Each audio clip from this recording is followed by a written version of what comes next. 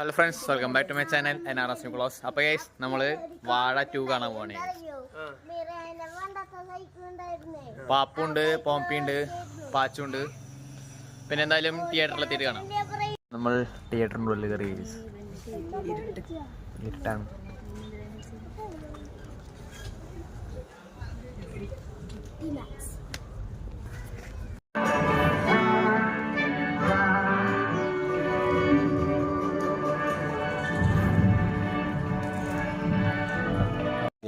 സമൂസ പിടിച്ചിട്ടുണ്ട്, പിന്നെ പോക്കോൺ കാണിച്ചേ.